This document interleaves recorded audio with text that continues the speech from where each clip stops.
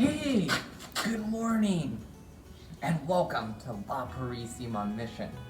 My name is Parker, and I'm, one of the leather workers here at the mission, and, I'm getting ready for another great day here at the mission of work. Us leather workers, a lot goes into this place. But would you like to join me on our adventure to discover a little bit about the leather industry here at Purisima mission?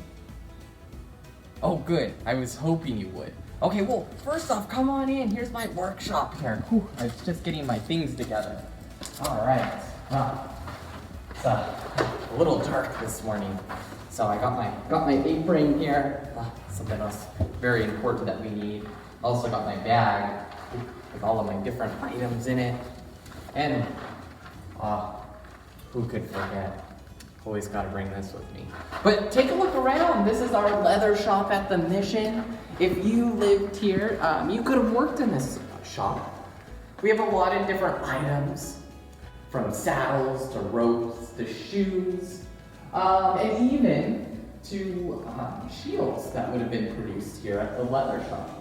But this is one of the most important industries, and was in fact the largest industry at Purisima mission during the mission era. Well, with that, I better get outside and get to work. Come along, let's explore.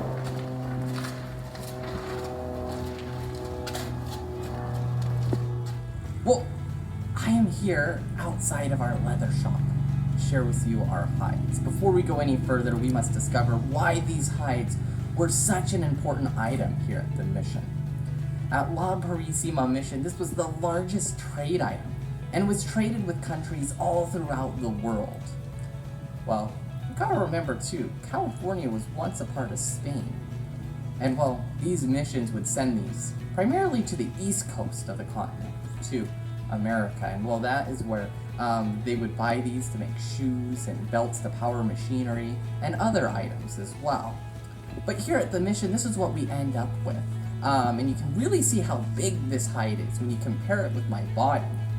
And it's not really flexible either, it's pretty rigid. And listen as I knock on it as well. You ready? Well, this isn't ready to make leather yet, but we need to process it in order to do so. And so, would you like to see how we process that leather? Oh, good. Well, let's discover that. All right. Well, in order to make leather, we have to do a process called tanning.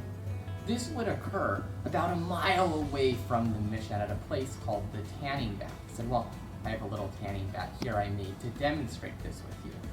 And so, we would mix these with water, these hides. I actually have one of these hides here. It's been soaking. You can really see how flexible this hide is compared to our other hide that we just saw. These hides would soak in a mixture of water and a mixture of, tannins. And we get tannins from oak bark. And so oak bark has a lot of tannins in it. And we can also get tannins from unripe fruit, as tannins are a natural chemical that occur within our environment. But we need those to tan our hides. And so this process took 2 to 3 months here at the mission. In order to make a good quality leather, they would have needed upwards of a year or even more. But what do you say? Are we making a good quality leather here at the mission? I agree with you. We're not making a good quality leather.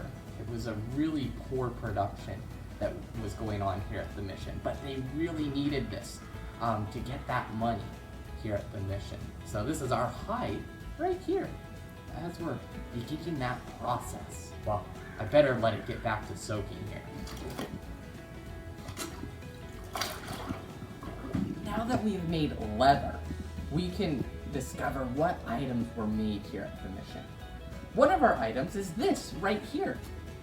This here is our saddle. These saddles would have been used by a number of different craftsmen and workers here at the mission, such as the vaqueros, the people who took care of the cattle. You could think of them as like cowboys. They were the ones who were in charge of managing our rangelands. These saddles also would have been used by the soldados, the soldiers at the mission, as they patrolled the mission property, and also by travelers and other workers as well. But those are just a few of the many people who would need saddles at the mission. This saddle was actually made by some of our staff and some of our volunteers at the mission. Pretty cool, huh? But we also have other items as well. We have buckets that we produce. This here is a bucket made from rawhide, the skin from the cattle. This is not leather, at least not yet. We would need to tan it in order to do that. So these bags were typically used to hold tallow. Tallow is animal fat. Here at the missions, we don't let any part of the animal go to waste. We're going to use the hides either as a trade item, or we're going to use those hides to make leather, or to make products from that. We'll use the tallow, the fat from the cattle as well, to make candles and soaps, and even to trade the tallow as well. But we also use the bones for tools, and even the horns too to make tools and even spoons and other utensils as well. And so this here is another item that we make. We also make pouches like this. This here is actually a pouch for one of the soldados. So this part's made from wood. We wouldn't make this part, but we would help produce this part on the top that's made of leather. Now, we also have some other items too that we make, like this right here. This here is our riata, our rope. This is made from rawhide, that really stiff skin. And well, we create this by, well, braiding it. It's really easy to work with once it's wet, because that means this could get more flexible and we can do this really intricate patterns that we see on here. But these riatas were important for tying things together, for roping the cattle and other animals at the mission. Besides riatas, we also make, well, I'm actually wearing them. If you look down, you can actually see them. Shoes. This was a very important job at the mission, the process of making shoes. Well, let's go ahead and take a look at the shoe making process. And so I actually have a shoe that I'm producing right here. Here at La Purisima Mission, we know that they had approximately 12 cobblers, people who make things from shoes.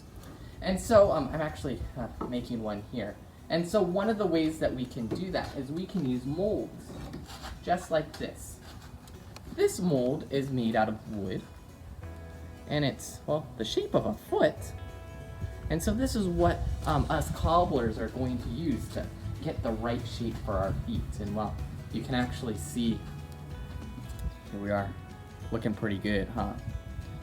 And so far, well, where I picked up the other day, I made all of these holes to make the shoe, to tie it together. I'm working on the back piece of it here as well to connect it. I still have to get the front pieces cut out of the leather. But this is our process here. And I actually have this stuff here. This is our sinew. We get this from the muscles of the animals. And we're gonna use this sinew to tie it together. I've yet to start sewing this together here, but we'll start that pretty soon. But that is how we would make our shoes, our cobblers. And our cobblers, as a matter of fact, spent a lot of time repairing shoes. Because if you lived here at the mission, you were given one pair of shoes every year. Pretty incredible to think about. You also got one pair of clothes and a blanket every year too, but one pair of shoes. And so they spent a considerable amount of time repairing their shoes. If you take a look, you can actually see my shoes here on the bottom. They're not pretty good. Well, it could be from that leather too, that we're not producing that high quality leather as well. That could be another factor that we must consider. But these are some of the many items that were produced at the missions during, well, the Spanish era of California's history.